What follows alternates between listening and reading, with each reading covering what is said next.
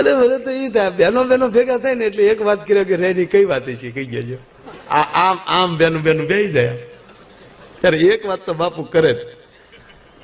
એ પછી પ્રાચીના બાયું હોય તો ભલે ને, કાશીના બાયું હોય તો ભલે, મથુરાના બાયું હોય તો ભલે ને, મહુવાના બાયું હોય તો ભલે, પણ એ બધા દરેક બેનો 18 વરણ આવી ગયો આમ વાત આમ થઈ જાય. આવા આવા બેસ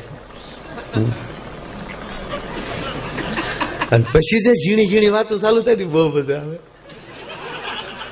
દુબળી બહુ પડી એવું કે તો ઓલી બાઈને હારું બહુ લાગે, હમણાં દુબળા લાગો હાવ, તાવ આવતો 2 દી